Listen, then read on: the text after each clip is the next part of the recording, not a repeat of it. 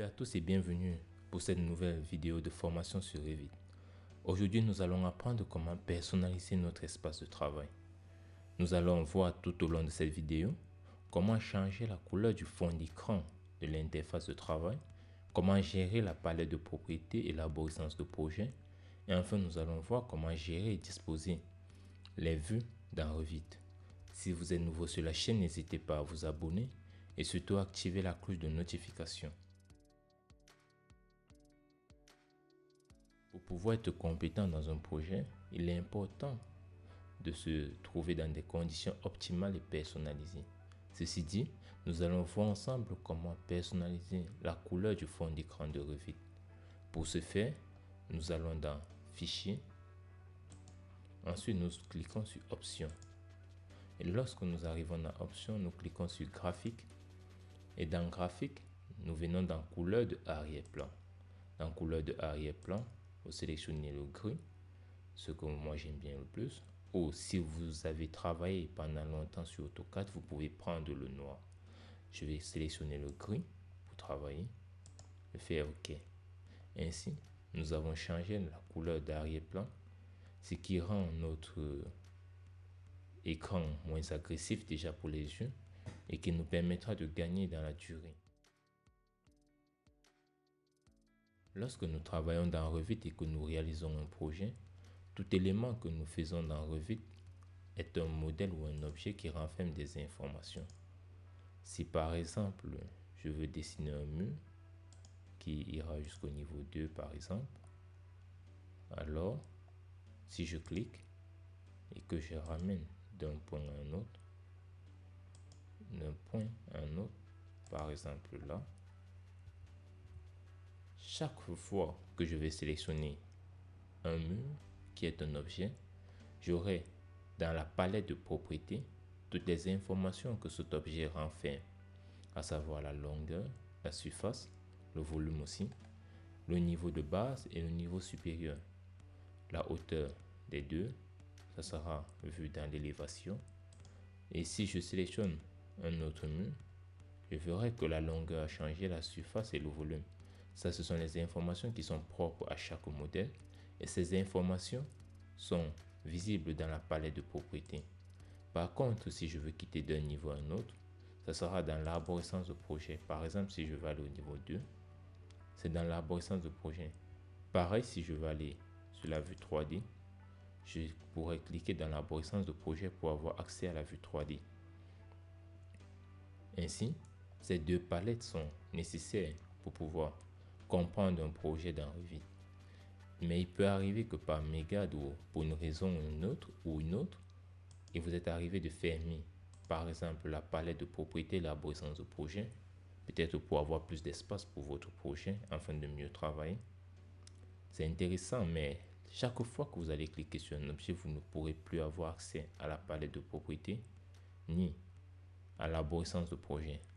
Pareil, si vous voulez par exemple aller sur une vue d'élévation, vous n'avez plus cette possibilité. Pour pouvoir faire réapparaître la palette de propriétés, l'arborescence de projet, vous faites un clic droit, arborescence de projet, clic droit, palette de propriétés et arborescence de projet. Nous voyons que notre palette de propriétés et l'arborescence de projet réapparaissent à l'endroit où ils étaient avant. Mais puisque lorsque nous sélectionnons un modèle et que nous avons la barre de défilement, en fonction des écrans, cette barre peut être plus grande ou plus petite. Alors, si nous nous trouvons par exemple dans le cas où nous avons un petit écran et que nous avons une grosse barre de défilement qu'il faudra défiler à tout moment, il peut être assez difficile ou bien assez ennuyeux. Nous pouvons retirer l'arborescence de projet de cette zone et la mettre où nous voulons. Dans le cas pratique, je vais vous montrer 3 méthodes où vous pouvez disposer l'arborescence de projet en fonction de vos qualités et de vos convenances. Nous allons disposer l'arborescence de projet par exemple tout à droite. Nous cliquons et nous maintenons le bouton gauche appuyé. Nous nous dirigeons vers la barre de défilement et la limite avec le logiciel. Lorsque vous aurez la zone en surbrillance activer, vous déposez. Ainsi, vous aurez l'arborescence de projet à votre droite et la palette de propriétés à votre gauche.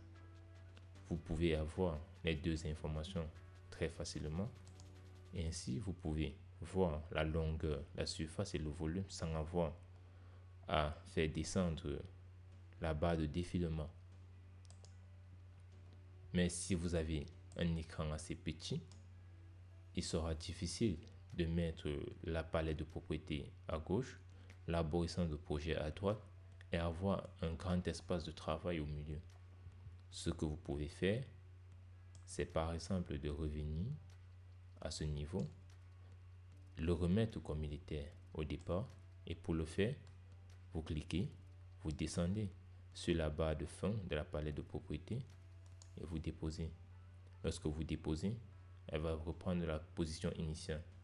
Ou alors, vous pouvez reprendre l'arborescence de projet. Vous prenez encore à partir du dessus, vous venez déposer au niveau de la palette de propriétés, la tête haute. Et lorsque vous déposez dans la palette de propriétés, vous avez l'arborescence de projet qui prend toute la zone. Et vous avez la palette de propriétés qui devient comme une option. Ainsi, vous pouvez switcher d'un niveau à un autre sans avoir à trop faire passer la barre de défilement. Et vous avez toutes les options qui sont là. Comme ça, vous pouvez disposer l'arborescence de projet comme vous voulez. Nous allons le disposer d'une autre méthode. Là, nous allons disposer d'une autre méthode. Je vais retirer l'arborescence de projet, remettre la palette de propriétés et mettre mon arborescence de projet à ma droite.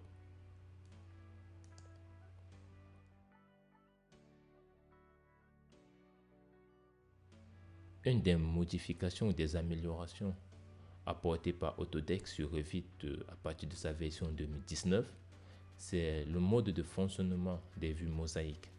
Qu'est-ce que cela veut dire? Si par exemple j'aimerais voir la disposition de mes murs ou de mes objets en 2D et voir leur modélisation en 3D, il est possible de le réaliser en allant dans Vue en mosaïque. Et lorsque nous faisons Vue en mosaïque, nous avons notre écran qui se divise en deux parties. Dans les versions antérieures, ça divisait juste notre écran en deux parties tout en gardant la même philosophie. Mais à partir de 2019, nous n'avons pas juste notre écran qui se divise en deux parties, mais nous avons presque deux postes de travail sur la même zone. Je m'explique. Si nous voulons par exemple qu'à notre gauche, nous avons les vues en plan et à notre droite, nous avons la modélisation. Il suffit juste de venir de cliquer une fois à gauche et de venir faire un double clic par exemple sur le niveau 2. Lorsque je fais un double clic sur le niveau 2, nous voyons que le niveau 2 vient s'incrémenter dans cette zone et ainsi je peux faire mes murs. Je dessine mes murs.